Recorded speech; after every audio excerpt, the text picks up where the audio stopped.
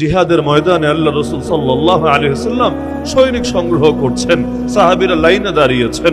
আল্লাহ রাসূল যাকে পছন্দ করছেন তাকে বাহিনীতে নিয়ে নিচ্ছেন, যাকে পছন্দ করছেন না বাড়িতে ফিরিয়ে দিচ্ছেন। এর মধ্যে এমনও হচ্ছে এক সাহাবী এখনো প্রাপ্তবয়স্ক হন নাই, অপ্রাপ্তবয়স্ক আছেন, নাবালক সাহাবী। সেই সাহাবী পর্যন্ত সেই কাতারে দাঁড়িয়ে গিয়েছে, ইয়া রাসূলুল্লাহ আমাকেও জিহাদের ময়দানে নিতে হবে। আল্লাহ রাসূল সাল্লাল্লাহু আলাইহি ওয়াসাল্লাম বলছেন, আরে তুমি বাচ্চা মানুষ, জিহাদ কি কোনো ছেলে খেলা নাকি? তুমি এই বয়সে জিহাদে গিয়ে কি কাজ করবা? হ্যাঁ, তোমার বয়স হোক, প্রাপ্তবয়স্ক হও, তোমার বলতে হবে না, তুমি বলা ছাড়াই আমরা তোমাকে নিয়ে যাব ইনশাআল্লাহ। সেই সাহাবী বলছে, ইয়া রাসূলুল্লাহ দিল তো মানে না, মন তো সয় না, সুতরাং অন্যদেরকে নিতে পারলে আমাকে কেন নিতে পারবেন না? আল্লাহ রাসূলের একই কথা। আর ওদের বয়স হয়েছে, ওরা প্রাপ্তবয়স্ক, তুমি এখনো অপ্রাপ্তবয়স্ক আছো, সুতরাং আর কয়টা দিন সবর করো না, এরপর আমরাই তোমাকে নিয়ে যাব। অবশেষে যখন দেখছে কোনোভাবেই আল্লাহ রাসূলের মন গলাতে পারছে না, অবশেষে সে প্রস্তাব দিয়ে বসলো, ইয়া রাসূলুল্লাহ তাহলে ঠিক আছে, কিন্তু জিহাদের ময়দানে তো বয়সের চেয়ে তো শক্তির দরকার বেশি। আমার গ্রামের ওই ছেলেটাকে তো নিলেন, আরে দেখতে যদিও আমার চাইতে বড়, বয়সে যদিও আমার চাইতে বড়, কিন্তু গায়ের শক্তি তার মধ্যে আমার চাইতে বেশি না, বরং আমার বাহুতে বল বেশি, আমার গায়ে জোর বেশি। সুতরাং তাকে যদি নিতে পারেন আমাকেও তো সুযোগ দেওয়া উচিত, না হলে সে যদি যেতে পারে আমি পারবো না কোন যুক্তিতে। সুতরাং একটা বার তার সাথে আমাকে কুস্তি খেলার সুযোগ করে দেন না। নিজেকে যদি তার চাইতে বেশি শক্তিশালী প্রমাণ করতে না পারি, দ্বিতীয়বার আর রিকোয়েস্ট করবই না। আল্লাহ রাসূল সাল্লাল্লাহু আলাইহি ওয়াসাল্লাম তার আগ্রহ দেখে বিস্মিত হয়ে গেলেন। এই সমাজে বড় বড় মানুষরা পর্যন্ত নিজেকে বাঁচাতে চায় জিহাদের ময়দান থেকে, আর ছোট বাচ্চাটা আল্লাহর পথে যাওয়ার জন্য কিভাবে সুযোগ খুঁজছে, কিভাবে তালবাহানা পেশ করছে। অবশেষে আল্লাহ রাসূল অনুমতি দিলেন, ঠিক আছে যাও, তাহলে একবার কুস্তি হয়ে যাক, যদি জিতে যাও তোমাকে নিয়ে নেব, যদি হেরে যাও দ্বিতীয়বার আর বায়না করবা না, আর রিকোয়েস্ট করবা না, সোজা বাড়ির পথ ধরবা, আগামীতে যখন বয়স হবে তখন আমরা তোমাকে নেব ইনশাআল্লাহ। এখন কুস্তির সুযোগ দেওয়া হলো, সাহাবীরা অবাক, দুই সাহাবী কুস্তি খেলবে, হ্যাঁ পয়সার জন্য না, এখনো তো লোকে কুস্তি খেলে, কুস্তির গেম হয় না বাংলাদেশে, বহুতই তো হয়, কিন্তু বড় মাকসাদ থাকে পয়সা, কে পয়সা কামাবে, কে সুবিধা কামাবে। আল্লাহ রাসূল সাল্লাল্লাহু আলাইহি ওয়াসাল্লাম তিনি আগ্রহ নিয়ে দেখছেন, সাহাবীরাও দেখছেন, কারণ এখানে পয়সার কোনো কারবার না, বরঞ্চ জিহাদের ময়দানে যাওয়ার সুযোগ খোঁজার কারবার। অবশেষে কুস্তি শুরু হলো। কুস্তি শুরু হওয়ার আগে ছোট সাহাবীটা বড় সাহাবীর কানে কানে বলছে, ভাই আমার, কথা তো একটা নবীর সামনে বলে ফেলেছি, কিন্তু বাস্তবতা আমিও জানি, বাস্তবতা তুমিও জানো। তুমি যদি শক্তি প্রয়োগ করো আমি তোমার সাথে কুলিয়ে উঠতে পারবো না, সুতরাং আল্লাহর জন্য কি একটাবার স্যাক্রিফাইস করা যায় না? নবী তো তোমাকে কবুল করে নিয়েছেনই, আর আল্লাহ নবী একবার যাকে অনুমতি দেন তাকে পুনরায় প্রত্যাখ্যান করেন না, রিজেক্ট করেন না। সুতরাং তোমার কপাল তো এমনিও খুলে গেছে, একবার যদি আল্লাহর জন্য তুমি বিনয়ী হও আমার কপালটাও খুলে যাবে। দুই ভাই হাতে হাত রেখে কাঁধে কাঁধ মিলিয়ে জিহাদের ময়দানে যাব ইনশাআল্লাহ। এটা শুনে বড়টার মন গলে গেল, সে বলল, ঠিক আছে ভাই তুই টেনশন করিস না, বাকিটা আমি বুঝে নেব ইনশাআল্লাহ। কুস্তি শুরু হলো। দুনিয়ার সবাই ভাবলো ছোটটা তার নিজ শক্তিতে বড়টাকে পরাজিত করেছে, আসলে নিজ শক্তিতে পরাজিত করে নাই, বড় সাহাবী ইচ্ছাকৃতভাবে হেরে গিয়েছে এবং ছোটটাকেও ময়দানে যাওয়ার সুযোগ করে দিয়েছে। তাহলে এই বাচ্চা সাহাবীর জিহাদে যাওয়ার দরকার কি? তার উপর কি জিহাদ ফরজ হয়েছে নাকি? না, এখনো যেহেতু বালিগ হয় নাই, তার উপর জিহাদ ফরজে আইন হওয়ার কোনো প্রশ্নও নাই। তারপরও সে এভাবে ছটফট করছে কেন?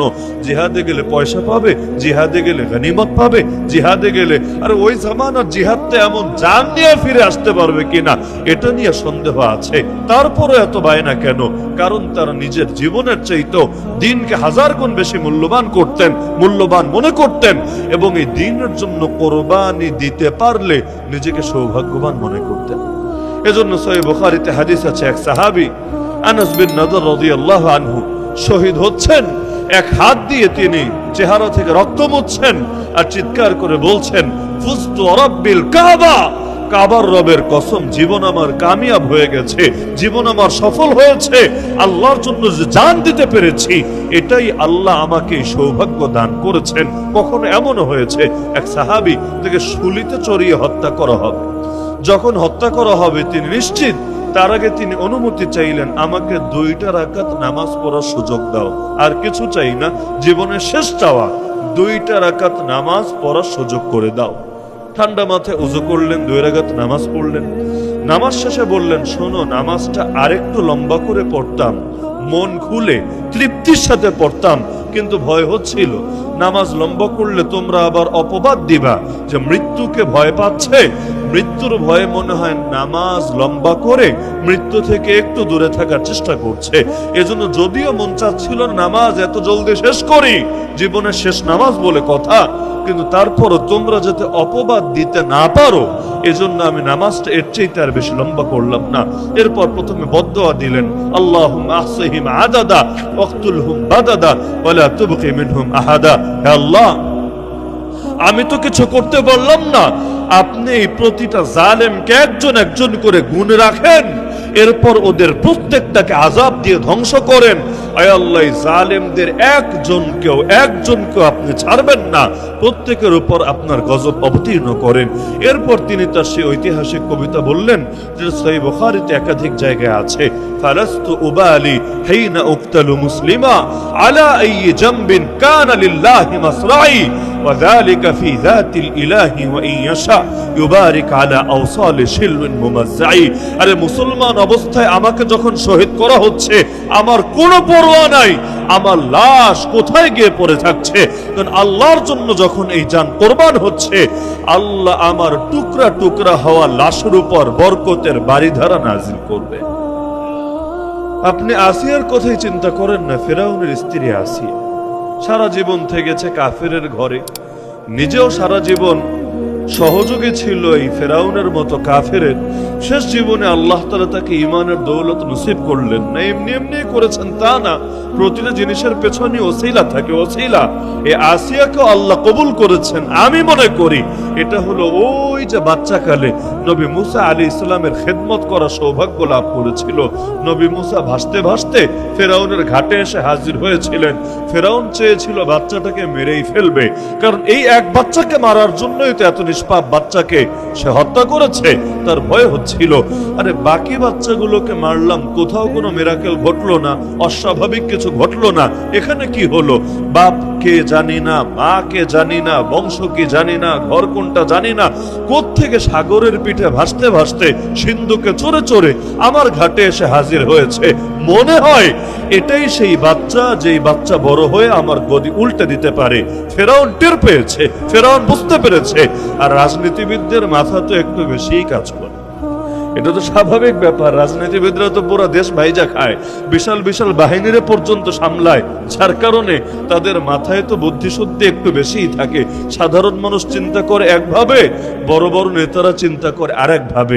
এজন্য সাধারণ মানুষরাও হাঁটে একভাবে, বড়দের হাঁটাটাও হয় আরেকভাবে। তো ফেরাউন কিছু বোঝে নাই তা না, বুঝেছে, চেয়েছিল মেরেই ফেলবে। এই আসিয়া বাধা দিয়ে বলেছে, লা তাকতুলু, খবরদার এই বাচ্চাকে মারবা না, তাকে হত্যা করবা না। কেন? আসা আইয়ানফানা, আশা করা যায় বাচ্চাটা আমাদের উপকারে আসবে। কি উপকার করবে এই বাচ্চা? কি অভাব আছে আসিয়ার জীবনে যে বাচ্চা বড় হয়ে উপকার করবে? আমরা নয়তো গরিব মানুষ অনেক সময় চিন্তা করি যে বাচ্চা আমার ছেলে সন্তান হলে অনেকে বেশি খুশি হয় না, মেয়ের চাইতে ছেলে হলে বেশি খুশি হয় না। অথচ হাদিসে বেশি বেশি ফজিলত কি ছেলের বলা আছে না মেয়ের বলা আছে? আপনারাই বলেন, ছেলের ফজিলত বেশি না মেয়ের ফজিলত বেশি? প্রথম সন্তান মেয়ে হলে তার আলাদা ফজিলত, যদি কারো 3টা মেয়ে থাকে, 3 না হলে 2ও যদি থাকে, 2 না হলে 1ও যদি থাকে, সুবহানাল্লাহ, কত ফজিলত। লেকিন এখনো পর্যন্ত জাহেলি যুগের মতো এমন বহু মানুষ আছে, যদি একের পর এক মেয়ে হয়, তার আলাদা কষ্ট কাজ করে ভেতরে। এমন রেকর্ডও আছে বাংলাদেশে, বউকে তালাক দিয়ে দিয়েছে, একের পর এক মেয়ে হচ্ছে কোন কারণে? অথচ বউয়ের কি দোষ আছে এখানে? বউ কি বাচ্চা আসমান থেকে নাজিল করেছে নাকি? এই স্বামীর মাধ্যমেই তো বাচ্চা তার ভেতরে গিয়েছে।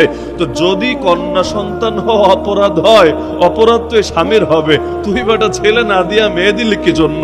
অপরাধ তো সবার আগে তোর হবে, সুতরাং পানিশমেন্ট খেলে তুই খাবি। লেকিন মহিলা মানুষের কি দোষ? আল্লাহ থেকে কারখানা বানিয়েছেন, কারখানায় যেটা নিয়ে যাবেন কারখানায় তো সেটাই তৈরি হবে। তো এখন তোমার ব্যর্থতা, তুমি একের পর এক মেয়ে সরবরাহ করছো। তাহলে বিচার হলে তো পুরুষের হওয়া দরকার ছিল, কিন্তু জোর যার মুল্লুক তার, জোর যার মুল্লুক তার। এজন্য উল্টা মহিলাদেরকে পানিশমেন্টের আওতায় আনে। কেন বারবার কন্যা হবে? অথচ কন্যা হওয়ার মধ্যে লস না লাভ? কন্যা হওয়ার মধ্যে লস না লাভ? এমনকি আল্লাহ রসুল সাল্লাল্লাহু আলাইহি ওয়াসাল্লামের বংশ যে আজকে সারা দুনিয়া ছড়িয়েছে, ছেলের মাধ্যমে না মেয়ের মাধ্যমে? নবীর কোনো ছেলে তো প্রাপ্তবয়স্কই হয় নাই, এর আগেই আল্লাহ তাদেরকে দুনিয়া থেকে নিয়ে নিয়েছে। যার মাধ্যমে সারা দুনিয়াতে আল্লাহ রসুলের বংশ বিস্তার হলো, তিনি তো একজন কন্যা ফাতিমা রাদিয়াল্লাহু তাআলা আনহা, জান্নাতের নারীদের সর্দারনী। এমনকি শুধু এক ক্ষেত্রে নাকি, আল্লাহ নবীর উপর যখন ওহী আসলো, তিনি যখন প্রথমে অসুস্থ হয়ে বাসায় ফিরে আসলেন, এসে বললেন, খাদিজা জলদি আমার গায়ে চাদর দেও, চাদর দিয়ে আমাকে ঢেকে দাও। কেন? জ্বর হলে ঠান্ডা লাগে না গরম লাগে? জ্বর হলে শরীরে ঠান্ডা লাগে না গরম লাগে? জাম্মিলুনি জাম্মিলুনি, তা আমাকে জলদি চাদর দিয়ে ঢেকে দাও। লাকাদ খাশিতু আলা নাফসি, আমার নিজের প্রাণ নিয়ে বড় ভয় হচ্ছে, নিজের প্রাণ নিয়ে বড় ভয় হচ্ছে, মনে হচ্ছে আমি বাঁচবই না। এই পরিমাণ অস্বাভাবিক জিনিস আজকে ঘটেছে। ওই সময় আল্লাহ রসুলকে সর্বপ্রথম সান্ত্বনা দিয়েছিলেন কে? ওই একজন কন্যা, একজন নারী, আম্মাজান খাদিজা রাদিয়াল্লাহু আনহা। উম্মত পেরেশান হলে নবীর কাছে যায়, নবী সান্ত্বনা দেয়। নবী নিজেই যখন পেরেশান, নবীকে সান্ত্বনা দেওয়ার জন্য আল্লাহ যাকে কবুল করেছেন তিনি আর কেউ না, তিনি একজন নারী, আম্মাজান খাদিজা রাদিয়াল্লাহু আনহা। সুবহানাল্লাহ। সান্ত্বনারও তো কত বাক্য হয়। অনেকে তো সান্ত্বনা এমন ভাবে দেয়, সে সান্ত্বনা দিচ্ছে কিন্তু ভেতরে সান্ত্বনা হয় না। হয় না অনেক সময়? সান্ত্বনা দেওয়া কিন্তু এক যোগ্যতা, সবাই দিতে পারে না। সান্ত্বনা দেওয়ার সবও অনেক বেশি। হাদিসে আছে, মানে আজ্জা মুসাবান ফালাহু মিথলু আজরিহি, যে ব্যক্তি বিপদে পড়া কোনো ব্যক্তিকে সান্ত্বনা দিল, ওই লোক বিপদে পড়ে সবর করে যে সওয়াব পেল, এই লোক সান্ত্বনা দিয়ে সমান সওয়াব পেয়ে গেল। এজন্য সান্ত্বনা দেওয়া যেন কোনো ব্যাপার না। পয়সা দিলে সাহায্য তো হয়, অসুস্থ রোগীকে চিকিৎসা করালে সাহায্য তো হয়। আর কিছু যদি নাও পারেন, কাউকে যদি সান্ত্বনাও দেন, সান্ত্বনা এটাও ইসলামের দৃষ্টিতে এত বড় নেক আমল। ওই লোক বিপদে পড়ে তার আমল নামায় যেই কয়টা নেকি এসেছে, আপনি সান্ত্বনা দেওয়ার বরকতে আল্লাহ আপনার সমপরিমাণ নেকি দিয়ে দিবেন। আম্মাজান খাদিজা রাদিয়াল্লাহু আনহা কি বলে সান্ত্বনা দিলেন নবীকে? একদম আল্লাহর নামে কসম খেয়ে বললেন, কাল্লা ওয়াল্লাহ লা ইউখজিকাল্লাহু আবাদা, আল্লাহর নামে কসম খেয়ে বলছি, কিছুতেই এমন হবে না, যেই ভয় আপনি পাচ্ছেন এটা কোনোদিনও হবে না। আল্লাহ কখনোই আপনাকে লাঞ্ছিত বা অপমানিত করবেন না। আপনি বলবেন, খাদিজা কিভাবে বুঝলেন? তিনি কি গায়েব জানেন নাকি? তার উপর কি ওহী আসে নাকি? তিনিও কি কোনো নবী নাকি? না, কোনোটাই না। তাহলে খাদিজা বললেন কিভাবে? এটাই হলো অভিজ্ঞতা। অভিজ্ঞতার দাম থাকে। আর তার দিলের মধ্যে আমার আল্লাহ বিশেষভাবে কথাগুলো ঢেলে দিয়েছে। না হলে মারিয়াম আলাইহিস সালাম তো নবী না, মারিয়াম আলাইহিস সালাম তো নবী না, তার দিলের মধ্যে আল্লাহ এই কথাগুলো ঢাললেন কিভাবে? মুসা আলাইহিস সালামের মাও তো নবী না, তাহলে বাচ্চাটাকে যে পানিতে ফেলতে হবে এই কথা তার দিলে আসলো কিভাবে? আল্লাহর ওলিদের সাথেও আমার আল্লাহর বিশেষ সম্পর্ক থাকে। নবীদের উপর যেমন ওহী আসে, আল্লাহর ওলিদের উপরও আল্লাহ মাঝে মাঝে ইলহাম নাজিল করে। ইলহাম মানে কি? দিলের মধ্যে ভালো চিন্তা। মানুষের মধ্যে দুই রকম চিন্তা আসে, একটা ভালো আর একটা খারাপ। খারাপ যেটা আসে আরবিতে এটাকে ওয়াসওয়াসা বলে, ওয়াসওয়াসা। এটা আসে শয়তানের পক্ষ থেকে। আল্লাযী ইওয়াসওয়িসু ফি সুদুরিন নাস, শয়তান মানুষের অন্তরে ওয়াসওয়াসা দেয়, কুমন্ত্রণা দেয়। আর ওয়াসওয়াসার বিপরীত হলো ইলহাম। যত ভালো চিন্তা দিলের মধ্যে আসে, এই যে 7 বছর ধরে মাহফিলটা হচ্ছে, প্রথমে কারো না কারো দিলের মধ্যে তো এই কল্পনাটা এসেছে। আসমান থেকে তো আর মাহফিল নাজিল হয় নাই, কারো না কারো দিলে তো এটা এসেছে যে আমাদের একটা ভালো কাজ করা দরকার, আমাদের একটা উদ্যোগ নেওয়া দরকার। এই যে ভালো কাজ আসলো, এটাকে কি ওয়াসওয়াসা বলে না ইলহাম বলে? ইলহাম আসে আল্লাহর পক্ষ থেকে, রহমানের পক্ষ থেকে, ওয়াসওয়াসা আসে শয়তানের পক্ষ থেকে। এজন্য কখনো দিলের মধ্যে ভালো চিন্তা আসলে এটাকে গনিমত মনে করবেন, এটাকে একটা সুবর্ণ সুযোগ মনে করবেন। আর কখনো দিলের মধ্যে খারাপ চিন্তা আসলে আর কিছু পারেন বা না পারেন, আউযু বিল্লাহি মিনাশ শাইতানির রাজিম, আশ্রয় চাচ্ছে আল্লাহর বিতাড়িত শয়তানের হাত থেকে, এটা বলে নিজেকে বাঁচানোর চেষ্টা করবেন। এমনকি স্বপ্নের মধ্যেও যদি খারাপ কিছু দেখেন, স্বপ্নের মধ্যেও যদি খারাপ কিছু দেখেন, আমার নবী শিখিয়েছেন ঘুম ভাঙার সাথে সাথে বাম দিকে 3 বার থুতু ফেলবেন। ঘুম ভাঙার সাথে সাথে বাম দিকে 3 বার থুতু ফেলবেন। এরপর আর কিছু পারেন বা না পারেন, অন্তত নিজের মতো করে আল্লাহরে বাংলায় বলবেন, আয় আল্লাহ, বিতাড়িত শয়তান থেকে তোমার কাছে আশ্রয় চাচ্ছে। আর কোনো দোয়া যদি নাও পারেন, এতটুকু তো পারবেন ইনশাআল্লাহ, যে আল্লাহ, বিতাড়িত শয়তান থেকে তোমার কাছে আশ্রয় চাচ্ছি। কারণ স্বপ্ন যে মানুষ দেখে, নবীজি জানিয়েছেন এটাও 3 রকম হয়ে থাকে। একটা আল্লাহর পক্ষ থেকে সুসংবাদবাহী, আর একটা শয়তানের পক্ষ থেকে ভীতি প্রদর্শনকারী, আর মাঝামাঝি আছে একটা সারাদিন বসে একদম বাগডুম ঘোড়ার ডুম যা চিন্তা করে, ওইগুলা হলো তার স্বপ্নের মধ্যে সিনেমার মতো করে ভেসে ওঠে। এজন্যই ঘুমাতে যাওয়ার আগে নেক আমল করে ঘুমাতে গেলে ভালো, আলহামদুলিল্লাহ, স্বপ্নের মধ্যে উত্তম উত্তম জিনিস আসবে। আর সিনেমা দেখতে দেখতে ঘুমাবেন, নাচ গান দেখতে দেখতে ঘুমাবেন, পর্নোগ্রাফি দেখতে দেখতে ঘুমাবেন, স্বপ্নের মধ্যে ওইগুলোই আসবে। আগেও পাপ চলবে, স্বপ্নের মধ্যেও পাপ চলবে। আল্লাহ আমাদেরকে এগুলো থেকে হেফাজত করুন। আম্মা জান খাদিজা নবীকে সান্ত্বনা দিলেন, ইয়া রাসূলুল্লাহ, আপনার মধ্যে এমন কিছু গুণ আছে, এই গুণগুলো যাদের ভেতরে থাকে আল্লাহ কখনোই তাদেরকে পৃথিবীর বুকে অসম্মানিত করে না। কি কি গুণ? ইন্নাকা লাতাসিলুর রাহিম। 1 নম্বরে আপনার গুণ হলো আপনি আত্মীয়তার সম্পর্ক ঠিক রাখেন। আমাদের মতো না, আমাদের মতো নেই। সমাজে কয়জন মানুষ এমন আছে যাদের আত্মীয়দের সাথে সম্পর্ক ঠিক আছে? ইয়া রাসূলুল্লাহ, আপনি আত্মীয়তার সম্পর্ক ঠিক রাখেন। ওয়া তাহমিলুল কাল্লা, অভাবী মানুষের বোঝা নিজের কাঁধে বহন করেন। ওয়া তাকসিবুল মাদুমা, আপনি নিঃস্ব মানুষদের জন্য উপার্জন করেন, মানে টাকা কামান, কেমন যেন এটা নিজের জন্য না, ওই অসহায় নিঃস্ব মানুষগুলোর জন্য। ওয়া তাকরিদ দাইফ, আপনি মেহমানের সম্মান করেন, মেহমান সেজেই হোক না কেন মেহমানের মেহমানদারি করেন। ওয়া তুঈনু আলা নওয়াইবিল হক, এবং প্রাকৃতিক দুর্যোগ যাই দেখা দেয় এতে আপনি আত্মমানবতার সাহায্য করার চেষ্টা করেন। এই গুণগুলো যাদের ভেতরে থাকে তারা লাঞ্ছিত হয় না। আল্লাহর কি আজীব কুদরত! সর্বপ্রথম মুসলমান হয়ে গেলেন সেই তিনি, আম্মা জান খাদিজা রাদিয়াল্লাহু আনহা। অথচ আমাদের সমাজে দেখা যায় বহুত ভালো ভালো মানুষ এমন, সমাজের চোখে ভালো, বউয়ের চোখে উল্টা। এমন হয় না? সমাজের লোক তারে হয়তো বড় সাধু মনে করে, সাধু বাবা, কিন্তু ঘরের বউ জানে হলো আস্ত একটা উল্টা। কি অন্য শব্দটা আমি আর মুখে নাই আনলাম। এজন্য নবীজিও তো বলেছেন, তোমাদের মধ্যে সর্বোত্তম সে, নিজের স্ত্রীর নিকট সর্বোত্তম যে। তোমাদের মধ্যে সর্বোত্তম সে, নিজের স্ত্রীর নিকট সর্বোত্তম যে। আম্মা জান খাদিজা রাদিয়াল্লাহু আনহা নবীজির স্ত্রী, তাও নবীজির চাইতে বয়সে কত বড়? আল্লাহ রাসূলের যখন 25 তখন তার 40। বয়সে কত বড়! এবং আগে তার স্বামীও ছিল, আগে তার অন্য সংসারও ছিল, তার বাচ্চা কাচ্চাও ছিল, মানে দুনিয়াটা সম্পর্কে তার ধারণা, তার অভিজ্ঞতা কম না।